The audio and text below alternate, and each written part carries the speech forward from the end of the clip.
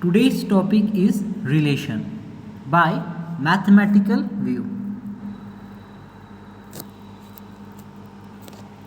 First of all, we should know what is Cartesian product. Let capital A and capital B be any two non-empty sets.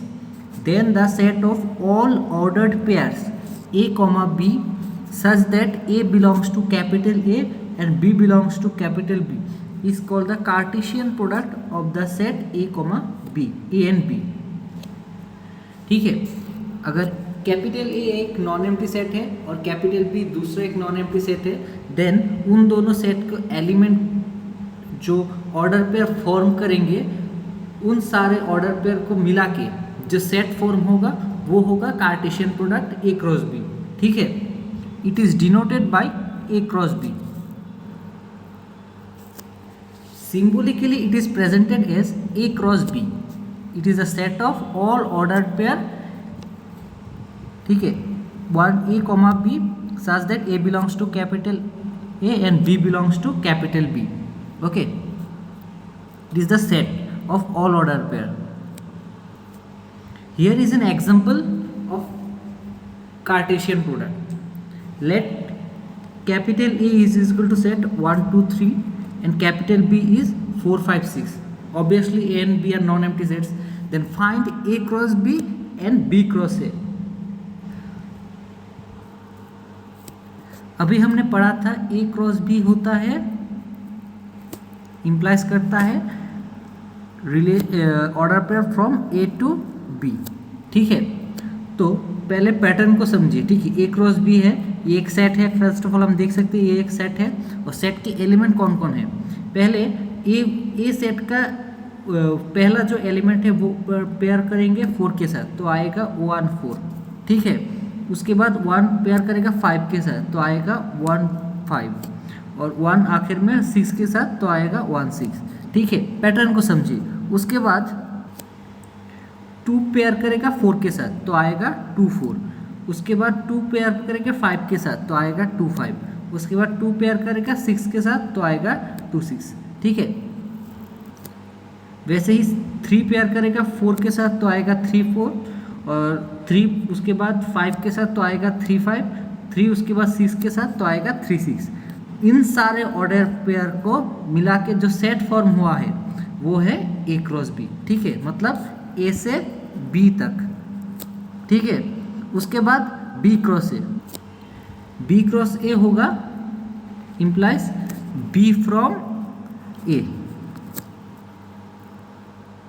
मतलब यहां से यहां तक. ठीक है, तो चलिए देखते हैं बी क्रॉस ए. पहले 4 पेयर करेगा 1 के साथ तो आएगा 4 1. उसके बाद 4 2 के साथ तो आएगा 4 2. उसके बाद 4 3 के साथ तो आएगा 4 3. ठीक है, पैटर्न को समझिए तभी ये आसान होगा. ठीक है,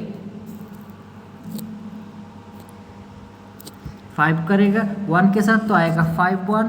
5 करेगा 2 के साथ तो आएगा 5 2. 5 करेगा 3 के साथ ऑर्डर पेयर आएगा 5 3. ठीक है, उसके बाद 6 पेयर करेगा 1 के साथ तो आएगा 6 1. 6 2 के साथ पेयर करेगा तो आएगा 6 2 और उसके बाद 3 के साथ तो आएगा 6 3. इन सारे ऑर्डर पेयर को लेके जो सेट फॉर्म हुआ है वो है बी क्रॉस ए. ठीक है, बी क्रॉस ए का मतलब होता है बी से ए तक और ए क्रॉस बी है ए से बी तक. ठीक है, अब आता है मेन टॉपिक जो है relation. Let capital A and capital B be two non empty sets. ठीक है, ये नॉन एम्प्टी होंगे. Then a relation capital R is a subset of A cross B. मतलब कैपिटल आर एक रिलेशन है, ये क्या है, ए क्रॉस बी का सबसेट है. अब ए क्रॉस बी अभी हमने पढ़ा था ये कार्टेशियन प्रोडक्ट है. ठीक है, if a comma b, order pair a comma b belongs to R, a belongs to capital A and B belongs to capital B, we will write A related to B means A is related to B. ठीक है, A is related to B means A is related to B. If order pair A comma B does not belongs to R, then we write A is not related to B. ठीक है, A is not related to B. Symbolically relation को कैसे present किया जाता है? R is a relation from a set capital A to capital B, then R is the subset of A cross B, मतलब Cartesian product का subset है। सीधी भाषा में आर का हर एक एलिमेंट ए क्रॉस बी में मौजूद है, ठीक है। उसके बाद नेक्स्ट है domain, range and codomain. If capital R is a relation from a set A to set B, then capital A is called the domain and capital B is called the range and the set B is called the codomain, ठीक है। अगर capital R एक relation है set A से set B तक, तो set relation की जो सेट ए है वो होगा डोमेन, और सेट रिलेशन का जो सेट बी है वो होगा range, and the entire set B होगा कोडोमेन, ठीक है। हमें एक चीज़ याद में रखनी है कि range is the subset of codomain, ठीक है। मतलब रेंज का हर एक एलिमेंट कोडोमेन में मौजूद होगा, ठीक है। और कभी कभी ऐसा भी हो सकता है कि range is equal to codomain, ठीक है। कभी कभी ऐसा भी हो सकता है क्योंकि रेंज जो है वो कोडोमेन का ही सबसेट है, ठीक है। सिंबॉलिकली डोमेन को ऐसे प्रेजेंट किया जाता है, domain R is equal to second bracket a such that a b belongs to R, and range को ऐसे प्रेजेंट किया जाता है, range R is equal to b such that a b belongs to R, ठीक है। चलिए एक example देखते हैं। Capital R is a relation from a set A to the set B defined by x plus y is equal to 0, find are domain and range, ठीक है। हमें relation को डोमेन, कोडोमेन और रेंज को निकालने को बोला है, ठीक है। तो यहाँ पे आप देख सकते हैं कि x plus y is equal to 0, ठीक है। मतलब ये जो है वो एक रिलेशन है, ठीक है। और x और y क्या है? x और y है x है a का एलिमेंट और y है b का एलिमेंट, ठीक है। तो हमें पहले a से b तक जो रिलेशन है वो क्या क्या हो सकते हैं पहले वो देखेंगे, ठीक है। पहला एक ऑर्डर पेयर लेते हैं। सपोज ये वाला एलिमेंट और ये वाला एलिमेंट को लेके एक सेट ऑर्डर पेयर बनाते हैं 1,-1, ठीक है।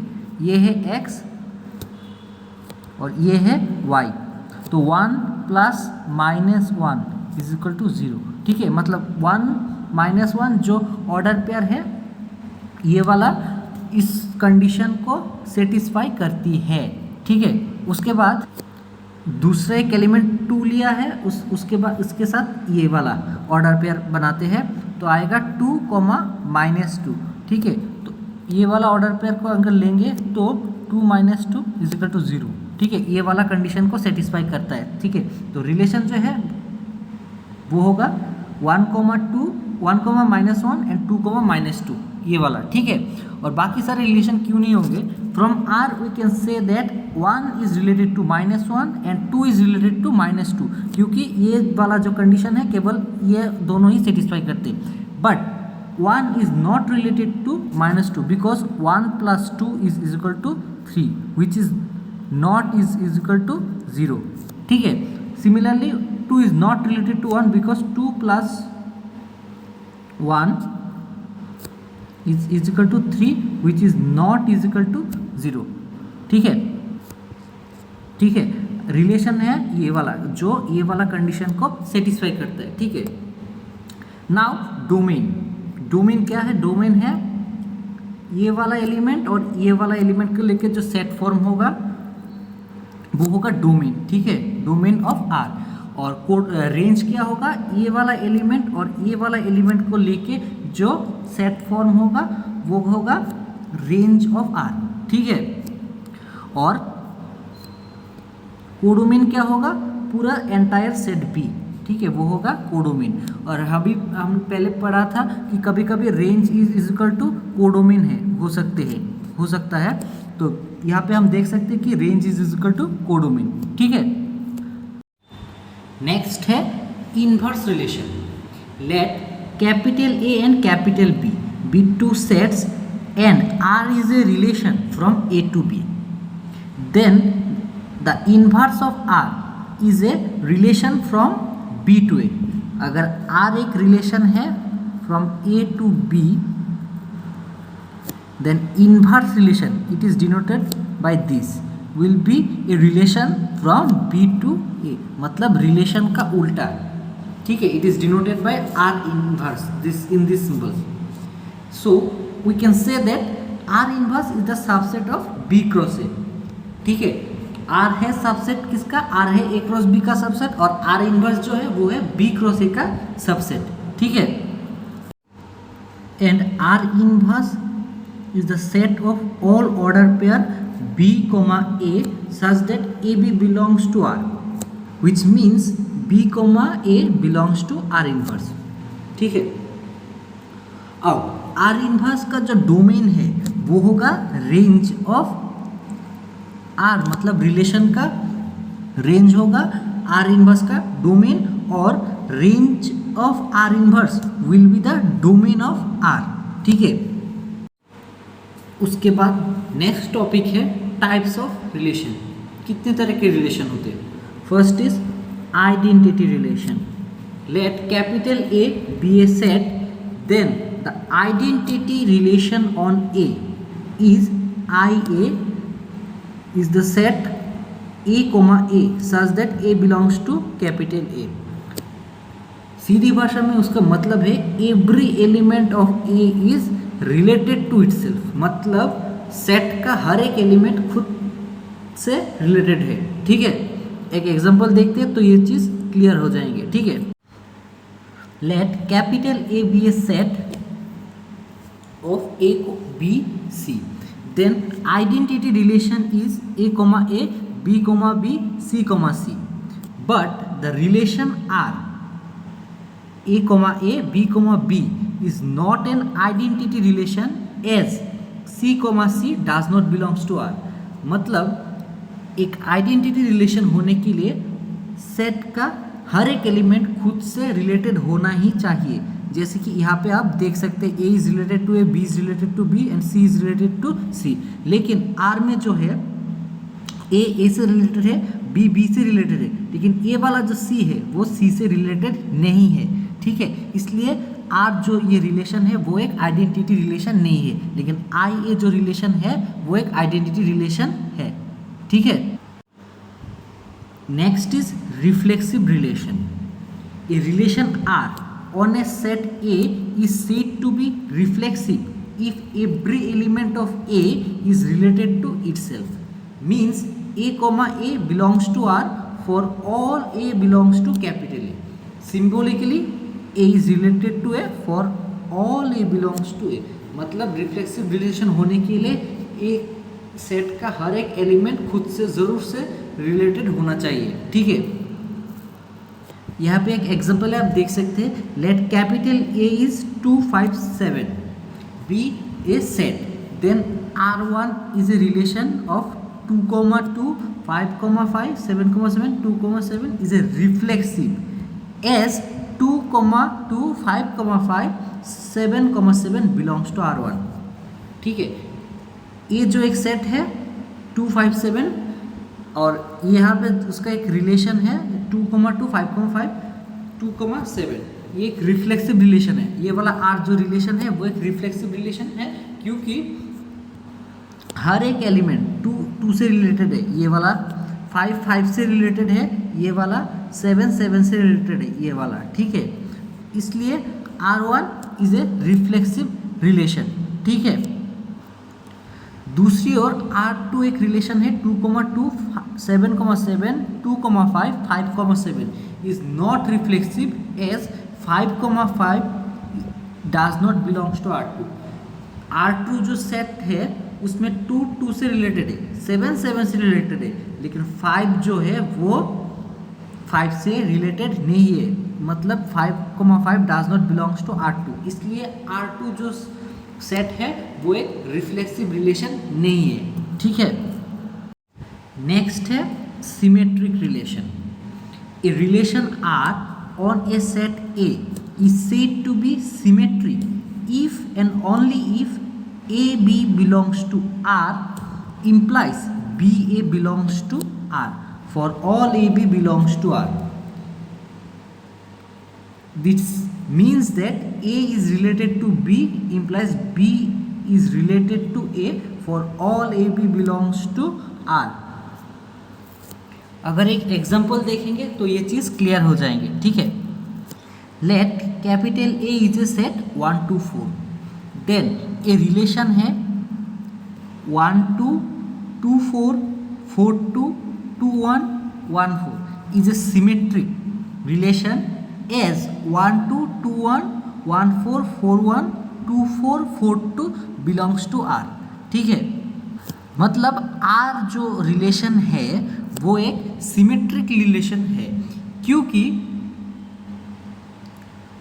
1 2 belongs to R. Simultaneously 2 1 is also belongs to R. ठीक है, this again 2 4 belongs to R. This simultaneously 4 2 belongs to R. This. Okay, so R is a symmetric relation. Clear? Next है transitive relation. Let capital A B any set. A relation R on the set A is said to be transitive relation if and only if a comma b belongs to R and b comma c belongs to R implies a comma c also belongs to R. Symbolically A is related to B and B is related to C implies A is related to C for all A B C belongs to R. मतलब अगर A B R में belong करता है और B C भी R में belong करता है तो ये इम्प्लाई करेगा A और C भी R में बिलोंग करता है. ठीक है. Next is anti symmetric relation. A relation R on a set A is said to be anti-symmetric relation if and only if A comma B belongs to R and B comma A belongs to R implies A is equal to B for all A B belongs to R. मतलब एक set A को तभी anti symmetric relation बोला जाएगा अगर A comma B R में belong करेगा and B comma A वो भी R में बिलोंग करेगा अगर ये मीन करेगा कि A is equal to B for all A comma B belongs to R. ठीक है. Next is equivalence relation. A relation R on a set A is said to be equivalence relation if and only if these three properties are satisfied. What are these properties? If it is a reflexive relation means A is related to A implies for all A belongs to capital A. Second condition is it must be symmetric means A is related to B implies B is related to A for all A B belongs to R. Third condition is it is transitive means A is related to B comma B is related to C implies A is related to C for all ABC belongs to R. If these three properties are satisfied, reflexive, symmetric and transitive, then we can say that a relation is equivalence relation. Clear? Next topic is partial ordered relation. A relation capital R on a set capital A is said to be partial ordered relation if and only if these three properties are satisfied. What are these properties? First is it is reflexive. Second is it is anti-symmetric. Third is it is transitive. If these three properties are satisfied, then we can say that a relation is partial order relation. Okay? If these three properties are not satisfied, then we cannot say that this relation is partial ordered relation. Okay? Here are some important results on relation. First theorem says that the intersection of two equivalence relations on a set is an equivalence relation. मतलब दो equivalence relation का intersection भी एक equivalence relation ही होगा, ठीक है. Next theorem says that if R is an equivalence relation then R inverse is also an equivalence relation. मतलब अगर कैपिटल आर एक इक्विवेलेंस रिलेशन है तो आर का इनवर्स भी एक इक्विवेलेंस रिलेशन ही होगा, ठीक है. Some remarks on relation. The void relation phi and the universal relation A cross B are called trivial relations from A to B. Second is that the identity relation R on a set A is an antisymmetric relation. और यहाँ पे relation की जो general information है वो ख़त्म होते हैं, ठीक है. और अगर आप चाहते हैं तो इन कॉन्सेप्ट्स को यूज़ करके आप इस प्रॉब्लम को सॉल्व कर सकते हैं, ठीक है.